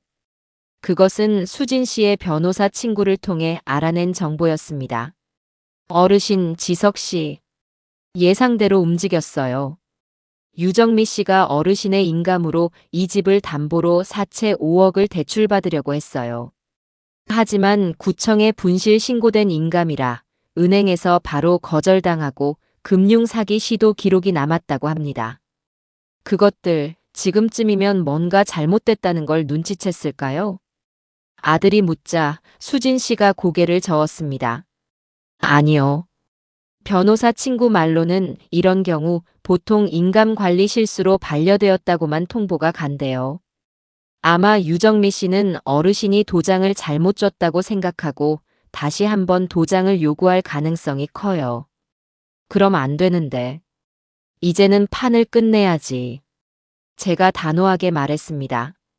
이제 모든 것을 끝낼 마지막 무대를 준비해야 한다. 저것들이 가장 행복하고 방심한 그 순간에 모든 것을 폭로하고 심판을 받게 해야 해. 우리는 그날 마지막 계획을 세웠습니다. 이름하여 최후의 만찬 작전. 며칠 뒤 있을 제 생일을 핑계로 온 가족과 친척들을 집으로 초대하는 것이었습니다. 특히 정미의 부모님은 반드시 참석시켜야만 했죠. 그리고 그 잔치상 한가운데서 저것들의 추악한 민낯이 담긴 영상과 증거들을 모두 공개할 계획이었습니다. 수진 씨는 영상 재생과 증거 자료 정리를, 아들은 정미의 부모님을 포함한 손님들을 초대하는 역할을 맡았죠. 그리고 저는 이 모든 비극의 주인공이자 마지막 심판관의 역할을 맡기로 했습니다. 집으로 돌아오는 길, 아들이 제게 물었습니다. 엄마, 정말 괜찮으시겠어요? 그날 엄마한테도 아주 힘든 날이 될 거예요. 괜찮다. 아들아. 독한 풀을 뿌리 뽑으려면 흙을 파헤치는 수고로움과 고통은 감수해야 하는 법이지. 엄마는 괜찮으니 너는 네 역할만 제대로 하면 된다. 그날부터 저는 제 생일 잔치를 준비하기 시작했습니다. 저는 일부러 정미에게 전화를 걸어 몸이 예전 같지 않으니 이번 생일이 마지막일지도 모르겠다는 말을 흘렸습니다. 정미야, 내가 요즘 통기력이 없구나. 이러다 니들 아범 곁으로 가기 전에 다 같이 얼굴 보고 밥 한 끼 먹는 게 소원이다. 사돈어른들도 꼭 좀 오시라고 전해주렴. 내가 유산 문제도 그 자리에서 정리할까 싶어서. 유산이라는 말에 정미의 목소리가 전화기 너머로 미세하게 떨리는 것이 느껴졌습니다. 그녀는 1초의 망설임도 없이 대답했죠. 어머니, 그런 서운한 말씀 마세요. 당연히 가야죠. 제가 부모님께도 잘 말씀드려서 꼭 모시고 갈게요. 어머니, 아무 걱정 마시고 그날 기운만 차리고 계세요. 저는 전화를 끊고 조용히 웃었습니다. 어리석은 것. 제가 던진 미끼를 아주 단단히 물었구나. 생일잔치 당일 아침부터 집안은 분주했습니다. 저와 아들은 말없이 음식을 준비했어요. 갈비찜이 익어가는 냄새, 전 부치는 기름 냄새가 온 집에 진동했지만 공기는 얼음장처럼 차가웠습니다. 아들은 거실 벽에 걸려있던 자신의 결혼 사진을 말없이 내려 창고 깊숙한 곳에 넣어두었습니다. 오후가 되자 수진 씨가 노트북을 들고 올라와 거실의 대형 TV와 연결하며 마지막 점검을 했습니다. 어르신, 모든 준비는 끝났습니다. 이 리모컨의 빨간 버튼만 누르시면 바로 영상이 재생될 거예요. 저는 수진 씨가 건넨 리모컨을 조용히 받아들었습니다. 이것은 단순한 리모컨이 아니었습니다. 저 악마들에게 지옥의 문을 열어줄 심판의 버튼이었죠. 해가 저물고 약속된 시간이 되자 초인종이 울리기 시작했습니다. 폭풍이 몰아치기 직전의 고요함. 그 숨막히는 정적 속에서 저는 조용히 현관으로 향했습니다. 이제 이 길고 길었던 연극의 마지막 막이 오를 시간이었습니다. 현관문을 열자 한껏 차려입은 정미와 그녀의 부모님이 환하게 웃으며 서 있었습니다. 정미는 제게 보란듯이 비싼 옷을 입고 있었고 사돈 역시 만면에 웃음을 띤 채 제게 인사를 건넸죠. 사부인, 생신 정말 축하드립니다. 우리 딸이 어머님 드릴 선물을 얼마나 정성껏 골랐는지 몰라요. 어머니 생신 축하드려요. 이거 받으세요. 정미가 내민 것은 값비싼 보석 상자였습니다. 그 돈이 어디서 났을지 뻔히 알기에 역겨움이 치밀었지만 저는 애써 미소를 지으며 그들을 안으로 들였습니다. 곧이어 다른 친척들도 하나둘씩 도착했고 거실은 금세 사람들로 북적였습니다. 정미는 오늘 잔치의 주인공이라도 된 것처럼 사람들 사이를 오가며 안주인 행세를 했습니다. 저를 챙기는 척하며 어깨를 주무르고 음식을 나르며 싹싹한 며느리 연기를 펼쳤죠. 그 모습을 보는 그녀의 부모님은 흐뭇한 미소를 감추지 못했습니다. 이 모든 것이 곧 깨어질 한여름 밤의 꿈이라는 것을 그들은 꿈에도 모른 채 말입니다.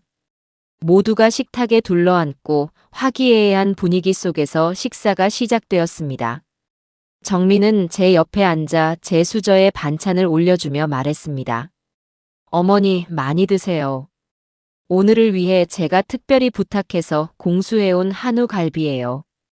그 위선적인 목소리를 듣는 것만으로도 속이 울렁거렸지만 저는 묵묵히 음식을 씹었습니다.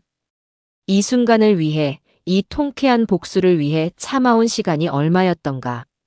식사가 어느 정도 무르익었을 무렵 제가 잔을 들고 자리에서 일어났습니다.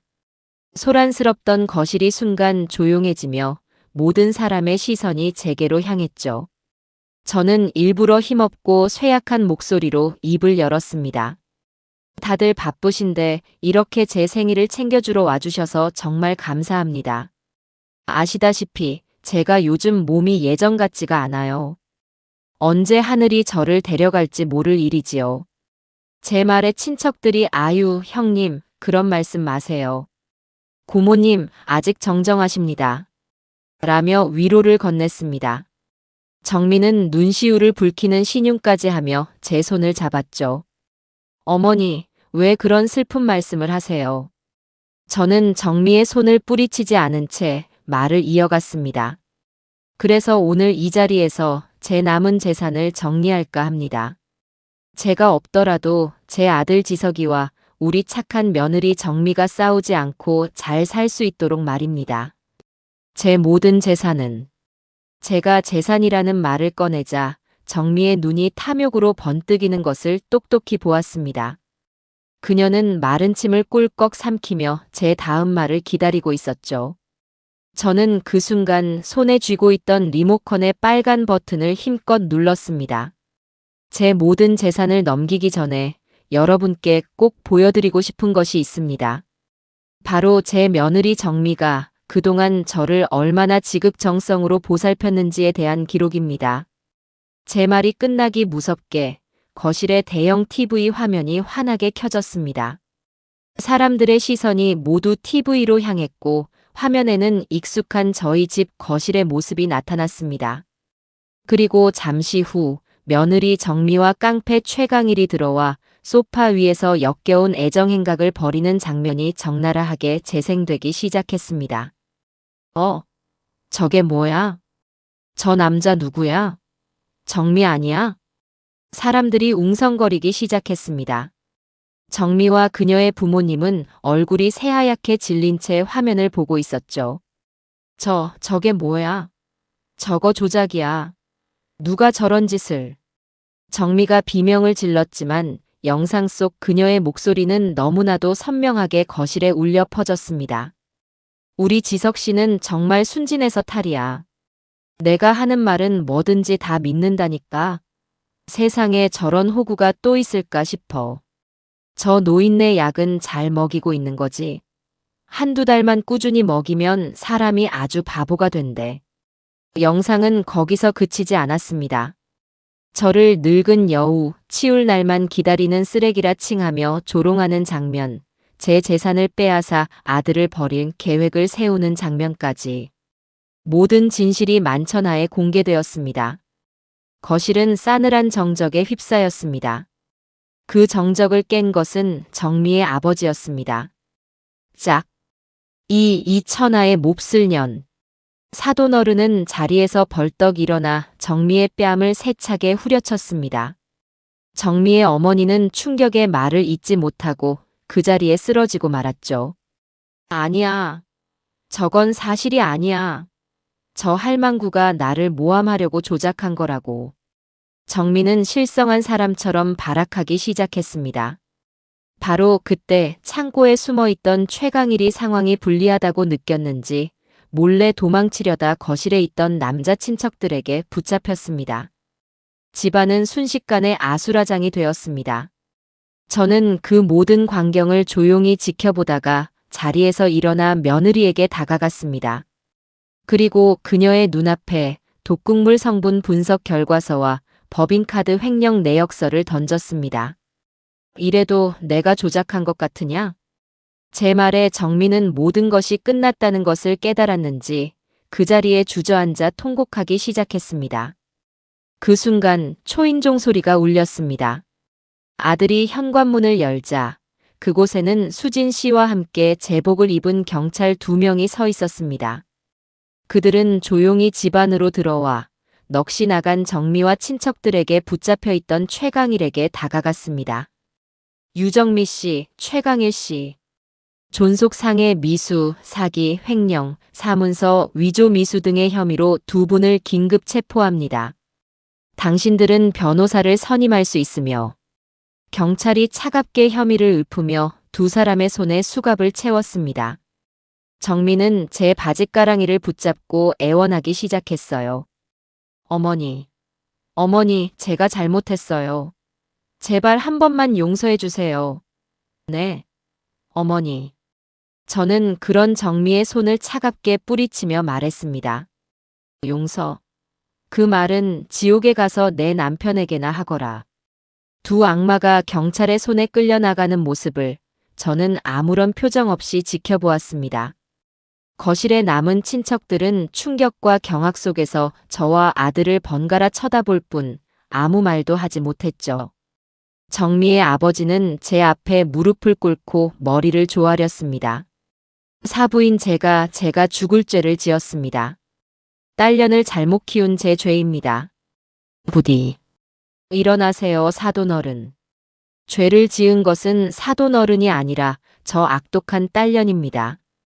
사과는 저한테 할 것이 아니라 하늘에 계신 당신네 조상님들께 하셔야지요. 그날 밤 길고 길었던 잔치는 그렇게 끝이 났습니다. 모든 손님이 돌아가고 난 텅 빈 거실에는 저와 아들 그리고 수진 씨만이 남았습니다. 저는 수진 씨의 손을 꼭 잡으며 말했어요. 수진 양이 아니었으면 이 늙은이는 아마 저것들 손에 죽었거나 정신병원에서 비참하게 생을 마감했을 거야. 정말 고맙네. 이 은혜를 어떻게 다 갚아야 할지. 어르신, 그런 말씀 마세요. 저는 소설보다 더 대단한 현실을 봤을 뿐인걸요. 어르신은 제 영웅이세요. 수진 씨의 말에 저는 그만 참았던 눈물을 터뜨리고 말았습니다. 그동안의 서름과 공포, 분노와 슬픔이 한꺼번에 터져나왔죠. 아들은 그런 제 어깨를 말없이 감싸 안았습니다. 그날 밤 우리는 부서진 잔치상 앞에서 한참을 울었습니다. 그것은 슬픔의 눈물이 아닌 모든 것을 이겨낸 자들만이 흘릴 수 있는 뜨거운 승리의 눈물이었습니다.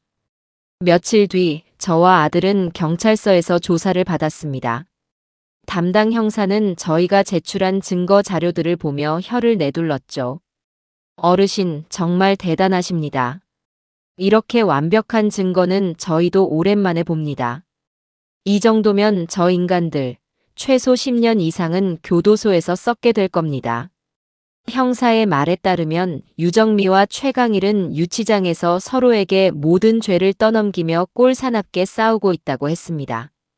최강일은 유정미가 먼저 자신을 유혹해 범죄를 계획했다고 주장했고, 유정미는 최강일의 협박에 못 이겨 어쩔 수 없이 시키는 대로 했을 뿐이라고 주장한다는 것이었죠. 그 추악한 다툼을 전해 듣는 것만으로도 귀가 더러워지는 기분이었습니다.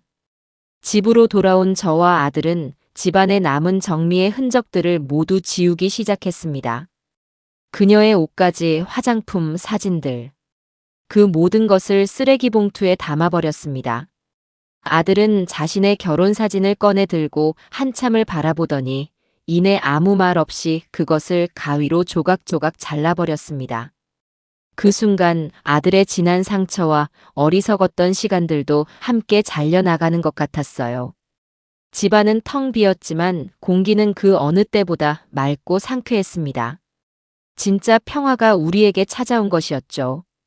법의 심판은 이제 막 시작되었지만 우리 마음속의 전쟁은 그날 밤으로 완전히 끝이 났습니다. 그 끔찍했던 생일잔치가 끝나고 계절이 2번 바뀌었습니다. 그 시간 동안 저와 아들의 삶에는 폭풍우가 지나간 뒤에 고요함과도 같은 많은 변화가 있었죠. 법정 싸움은 생각보다 길고 지루한 과정이었습니다. 하지만 저희는 단 한순간도 지치거나 좌절하지 않았어요. 든든한 조력자 수진 양과 그녀의 변호사 친구가 늘 우리 곁을 지켜주었고, 제 아들 지석이는 과거의 무기력하고 어리석었던 모습은 온데간데 없이 제 곁에서 저를 지키고 가정을 다시 일으켜 세우는 늠름하고 강인한 아들로 다시 태어났습니다.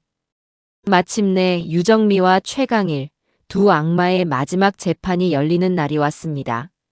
저는 아들의 손을 꼭 잡고 법원의 증인석에 섰습니다. 제 맞은편 잿빛 죄수복을 입은 채 고개를 푹 숙인 두 인간의 초라한 모습이 보였어요. 불과 몇 달 사이에 폭삭 늙어버린 정미의 얼굴에서는 과거의 그 화려하고 오만했던 모습은 먼지 한 톨 찾아볼 수 없었습니다. 최강일 역시 마찬가지였죠. 두 사람은 재판 내내 서로가 주범이라며 책임을 전가하는 추악한 모습을 보였습니다. 존경하는 재판장님, 저는 저 남자에게 속았을 뿐입니다. 최강일이 저의 과거 약점을 빌미로 접근해 협박하며 모든 것을 지시했습니다. 저는 너무 무서워서 시키는 대로 할 수밖에 없었습니다. 정민은 악어의 눈물을 흘리며 선처를 호소했습니다. 그러자 최강일이 자리에서 벌떡 일어나 길길이 날뛰었죠. 웃기지 마, 이 개벽다기 같은 년아. 네가 먼저 나한테 접근했잖아. 네가 먼저 그 늙은이랑 네 남편 재산 다 빼먹고 나랑 같이 살자고 꼬드겼잖아. 재판장님, 저 여자는 악마입니다. 모든 건 저 여자가 꾸민 짓이라고요. 그 추악한 다툼을 지켜보는 것만으로도 귀가 더러워지는 기분이었습니다. 마침내 제가 증인석에 서게 되었습니다. 법정 안의 모든 시선이 제게로 쏠렸죠. 저는 떨지 않았습니다. 오히려 아주 차분하고 담담한 목소리로 지난 시간 동안 제가 겪었던 모든 일들을 하나하나 증언하기 시작했습니다. 존경하는 재판장님, 그리고 배심원 여러분. 저는 오늘 이 자리에서 한 명의 며느리를 잃은 시어머니로서가 아니라 한 인간에게 목숨을 위협받았던 피해자로서 증언하고자 합니다. 저는 그날 새벽에 공포스러웠던 탈출, 저를 살아있는 시체로 만들려 했던 독약의 정체, 제 평생의 보금자리인 집을 빼앗으려 했던 그들의 치밀한 음모, 그리고 그 모든 것을 알면서도 하나뿐인 아들에게 외면당해야 했던 제 고통과 외로움까지. 제 증언이 이어지는 동안 법정은 물을 끼얹은 듯 조용해졌습니다. 방청석 곳곳에서 훌쩍이는 소리가 들려왔고 저를 신문하던 젊은 검사의 눈시울마저 붉어져 있었죠. 증언이 끝나자 정미 측 변호사가 날카로운 눈빛으로 저를 몰아세우기 시작했습니다. 증인 연세가 많으신데 혹시 기억이 왜곡되었을 가능성은 없다고 생각하십니까? 며느리와의 사소한 갈등을 과장해서 기억하고 계신 것은 아니고요. 변호사 양반, 내 나이가 75이요. 당신보다 밥그릇 숫자를 세는 날이 훨씬 더 많았다는 말이요. 내 기억은 내 아들을 낳고 기르고 내 남편과 이 집을 일구었던 그 모든 순간을 어제 일처럼 생생하게 기억하고 있소. 그리고 내 며느리였던 저 인간이 제 등 뒤에 칼을 꽂으려 했던 그 순간 역시 내 뼈에 사무치도록 똑똑히 기억하고 있단 말이오. 하지만 증인 며느리와의 관계가 원래부터 좋지 않았던 것은 사실 아닙니까? 앙심을 품고 무고한 피고인을 모함하는 것은 아니라고 어떻게 단정할 수 있겠습니까? 무고라고요? 그렇다면 묻겠소. 변호사 양반. 당신은 당신의 어머니께 사람을 서서히 바보로 만드는 독약을 보약이라 속여 건네는 며느리를 무고하다 말할 수 있소.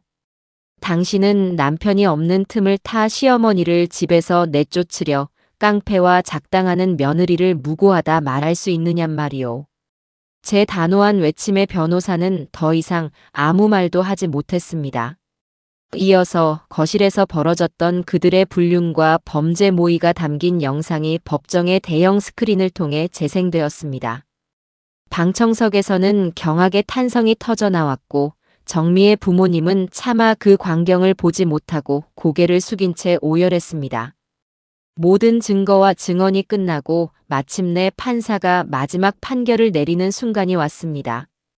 판사는 안경을 고쳤으며 피고인석의 두 인간을 향해 엄중하고 분노에 찬 목소리로 말했습니다. 피고인 유정미, 최강일. 재판부는 오늘 법의 이름으로 당신들에게 묻고자 한다. 인간은 무엇으로 사는가? 당신들은 인간이 가진 최소한의 윤리와 도덕마저 저버린 채 오직 짐승과도 같은 탐욕을 위해 한 노인의 인생을 송두리째 파괴하려 한 죄가 매우 무겁다. 특히 피고인 유정민은 자신을 딸처럼 아끼고 가족으로 믿고 의지했던 시어머니를 상대로 천륜을 저버리는 끔찍한 범죄를 저질렀음에도 이 순간까지 일말의 반성조차 보이지 않고 있다. 이에 재판부는 두 피고인에게 우리 사회로부터 아주 오랜 시간 동안 격리시켜 자신들의 죄를 참회할 시간을 줄 필요가 있다고 판단, 피고인 최강일에게는 사기, 주거침입, 협박 등의 죄를 물어 징역 12년을, 피고인 유정미에게는 존속상해 미수, 횡령, 사기 미수 등 그 죄질이 지극히 불량하여 징역 15년을 선고한다. 땅, 땅, 땅. 판사의 의사봉 소리가 법정 안에 장엄하게 울려 퍼지는 순간 정민은 실성한 사람처럼 비명을 지르며 발악하기 시작했습니다. 아니야. 내가 뭘 그렇게 잘못했는데. 15년? 억울해. 이건 아니야. 저 늙은 여우 때문에 내 인생이 망했어. 교도관들에게 양팔을 붙잡혀 끌려나가면서도 그녀는 끝까지 저를 향해 악에 바친 저주를 퍼부었습니다. 저는 그 모든 것을 아무런 표정 없이 그저 덤덤하게 지켜볼 뿐이었습니다. 이제 모든 것이 끝났다는 생각에 온몸의 기운이 빠져나가는 것 같았어요. 법정을 나서자 정미의 부모님이 제 앞에 와서 무릎을 꿇었습니다. 사부인 아니, 어르신. 저희가 정말 죽을 죄를 지었습니다. 저런 악독한 것을 딸이라고 낳고 기른 저희 죄입니다. 부디 저희를 벌해 주십시오. 두 분은 땅바닥에 머리를 박고 오열했습니다. 저는 그런 그들을 차가운 눈으로 내려다보며 말했어요. 일어나세요. 두 분이 제게 용서를 빌 일이 아닙니다. 당신들이 평생을 바쳐 용서를 빌어야 할 대상은 당신들 딸년 때문에 인생이 망가진 제 아들과 아무것도 모르고 어미를 잃은 내 손주 그리고 당신들 집안의 조상님들일 겁니다. 알고 있습니다. 다 저희 잘못입니다. 혹시 저희가 가진 재산이라도 전부 드릴 테니 제발 지석이 서방에게 저희 딸과 이혼만은 말아달라고. 이혼은 당연히 해야지요. 내 아들이 저런 악마와 평생을 묶여 살게 할 수는 없습니다. 그리고 돈은 필요 없습니다. 그 더러운 돈으로 당신들 딸이 교도소에서 평생 신세 질 변호사나 구해주세요. 이제 그만 가보세요. 다시는 우리 앞에 나타나지 마시고요. 제 단호한 말에 두 사람은 더 이상 아무 말도 하지 못하고 서로를 부축하며 초라하게 멀어져 갔습니다. 아들과 저는 그들의 힘없는 뒷모습을 말없이 바라보았죠. 그렇게 길고 길었던 악연의 고리가 마침내 완전히 끊어졌습니다. 그날 이후 우리 집에는 더디지만 분명한 평화가 찾아오기 시작했습니다. 가장 먼저 한 일은 2층의 그 흉흉했던 공간을 정화하는 것이었어요. 저와 아들, 그리고 수진 씨까지 팔을 걷어붙이고 나섰습니다. 최강일이 남기고 간 지저분한 쓰레기들을 모두 드러내고 곰팡이가 핀 벽지를 뜯어냈습니다. 묵은 먼지와 악취를 씻어내기 위해 창문을 활짝 열고 며칠 동안 집안의 공기를 환기시켰죠. 어르신, 이 벽은 밝은 레몬색으로 칠하는 게 어때요? 햇살이 들어오면 정말 예쁠 거예요. 어두운 기억은 모두 지워버리고 밝은 희망만 가득 채우는 거죠.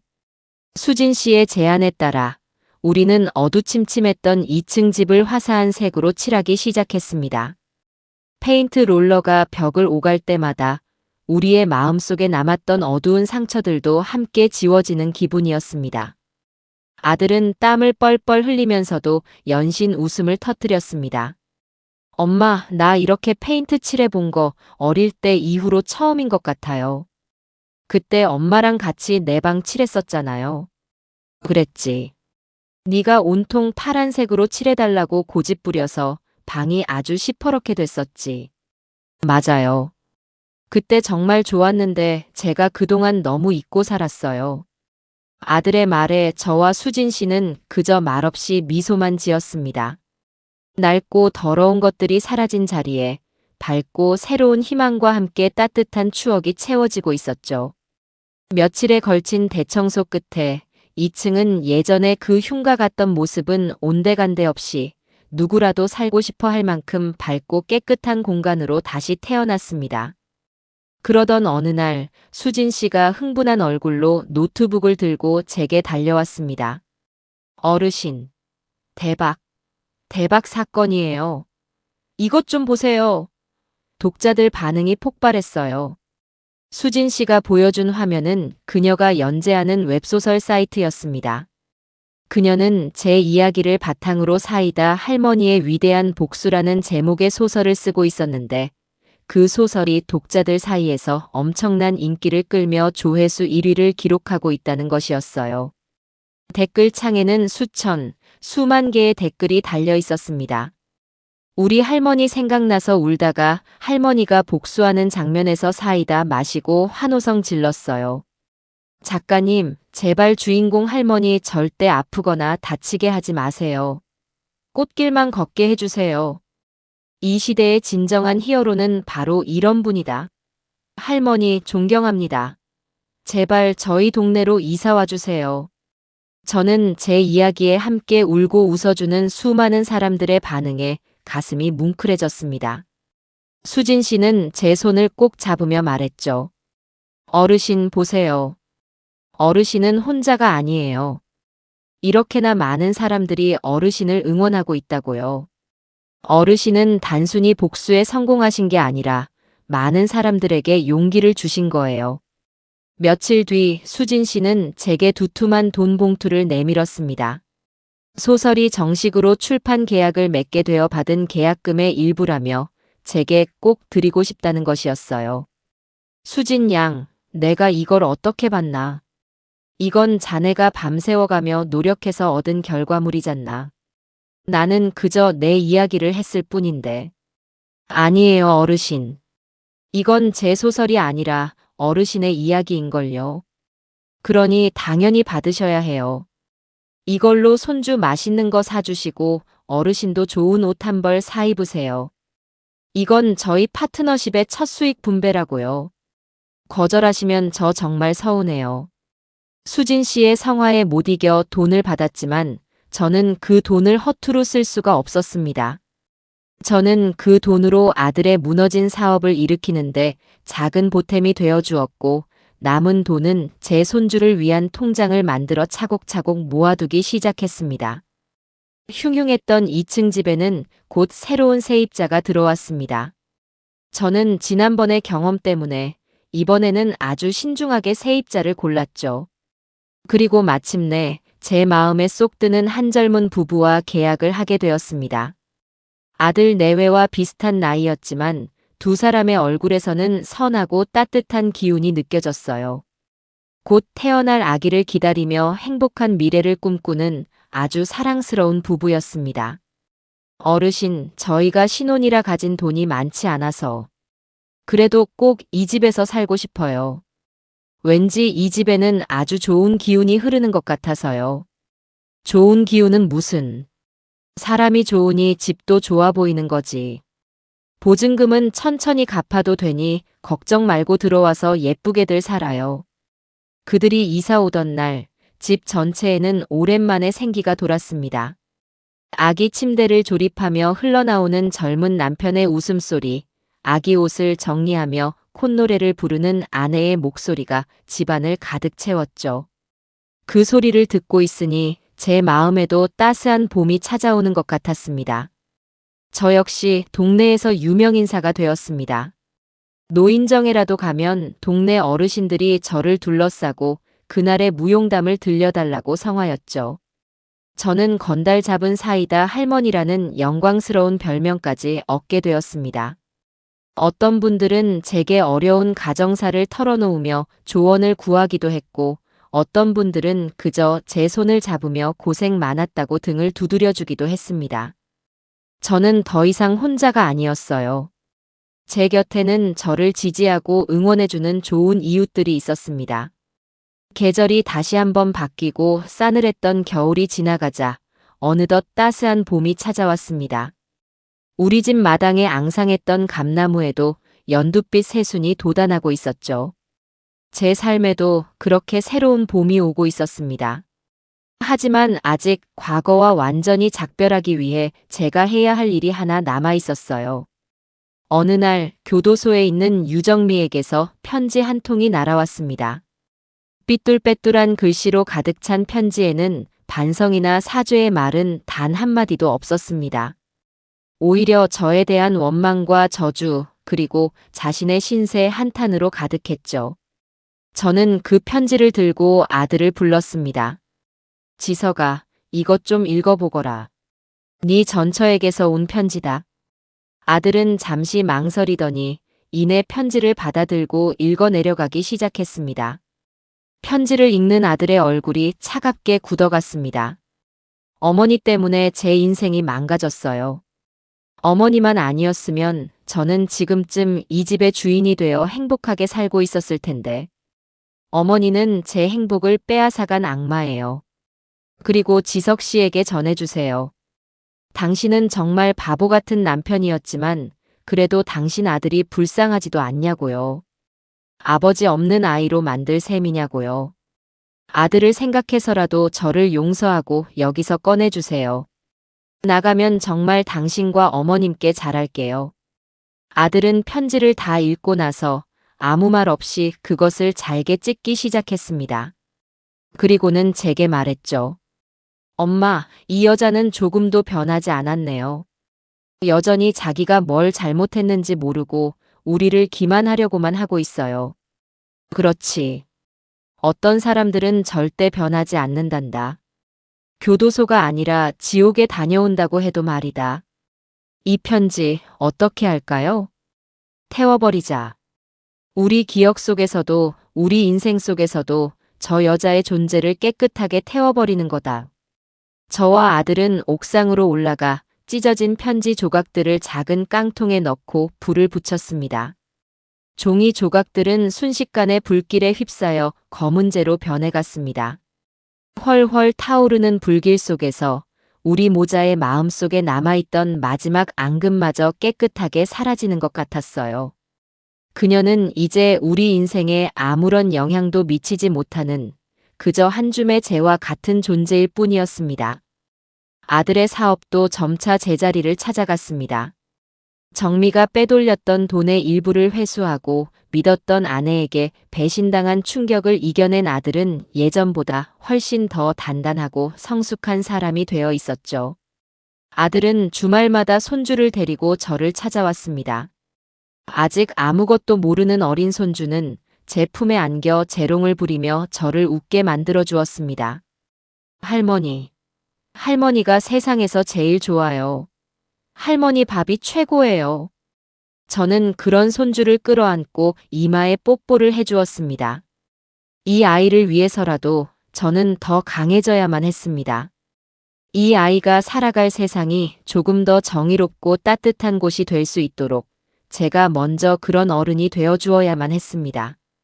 어느 주말, 아들은 퇴근길에 커다란 꽃다발을 사들고 왔습니다. 엄마, 저 오늘 회사에서 아주 큰 계약을 하나 성사시켰어요. 몇 년 만에 가장 큰 계약이에요. 다 엄마 덕분이에요. 엄마가 제 옆에서 중심을 잡아주지 않으셨으면 저는 아마 평생 무너진 채로 일어서지 못했을 거예요. 아들은 제 앞에 꽃다발을 내밀며 진심으로 고마워했습니다. 저는 그런 아들을 말없이 안아주었죠. 아니다, 아들아. 네가 잘나서 해낸 거지. 나는 그저 네가 다시 일어설 수 있도록 옆에서 지켜봐 주었을 뿐이다. 장하다, 내 아들.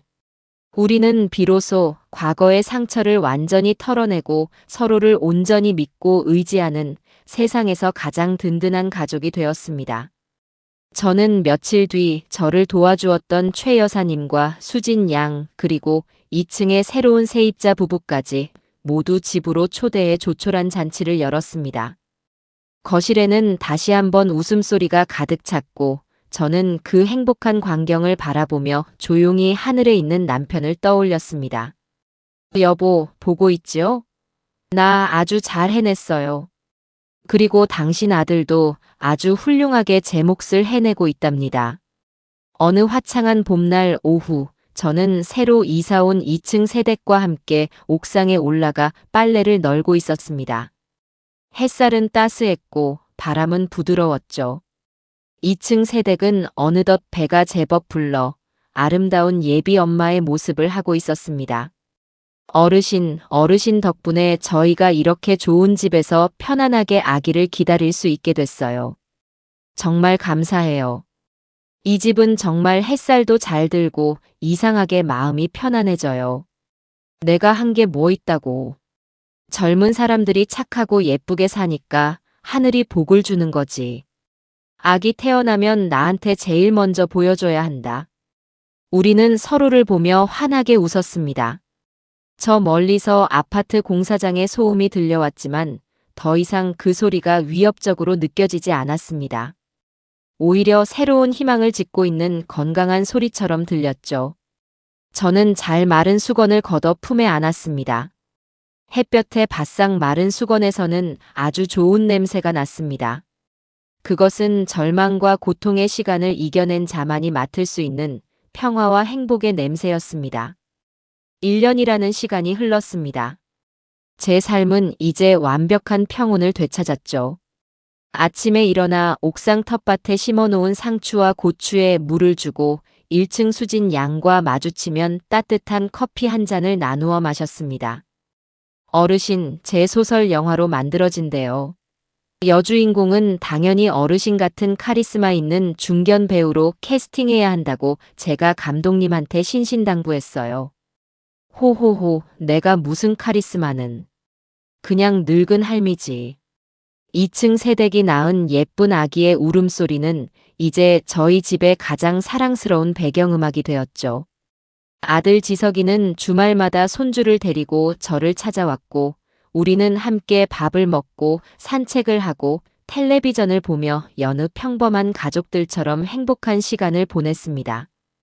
어느 해 진력, 저는 옥상 정원의 작은 의자에 앉아 붉게 물들어가는 노을을 바라보고 있었습니다. 지난 시간들이 영화처럼 제 눈앞을 스쳐 지나갔어요. 칠흑 같은 공포 속에서 쇠파이프를 붙잡고 사투를 벌이던 그 밤, 아들에게 외면당하고 홀로 싸워야 했던 그 외로운 시간들, 그리고 마침내 모든 것을 이겨내고 승리했던 그날의 환희까지.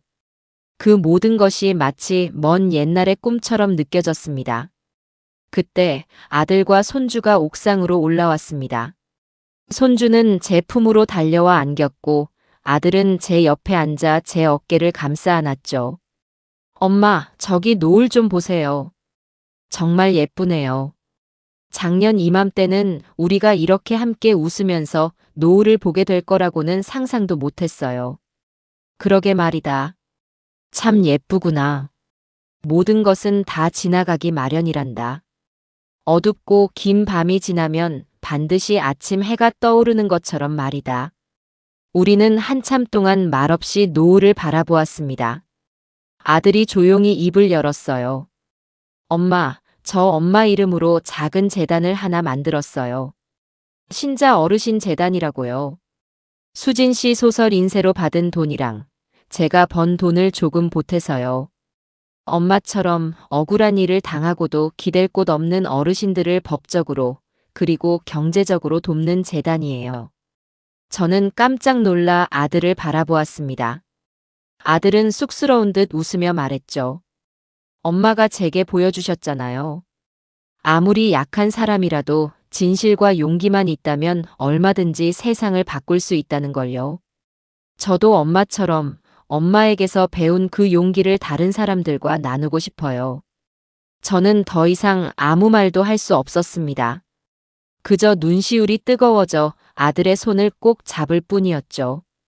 저는 제 아들을 아주 강하고 올바르게 키워냈다는 사실에 가슴 벅찬 자부심을 느꼈습니다. 해가 완전히 지고 손주가 졸리다며 칭얼거리자 아들은 먼저 내려가겠다며 자리에서 일어났습니다. 저는 옥상에 홀로 남아 별이 하나둘씩 떠오르는 밤하늘을 올려다보았어요. 이제 저는 압니다. 내 인생을 지켜낼 수 있는 사람은 결국 나 자신뿐이라는 것을요. 저는 더 이상 누군가에게 기대거나 의지하는 연약한 노인이 아니었습니다. 저는 제 삶의 주인이자 제 가족을 지키는 굳건한 성벽이었습니다. 저는 자리에서 일어나 불이 환하게 켜진 우리 집을 내려다보았습니다. 1층, 2층, 3층. 모든 곳에서 따뜻하고 행복한 온기가 느껴졌어요. 저는 나지막이 읊조렸습니다. 이제야 모든 것이 제자리를 찾았구나. 그 평온한 중얼거림과 함께 제 길고 길었던 싸움은 마침내 완전한 막을 내렸습니다.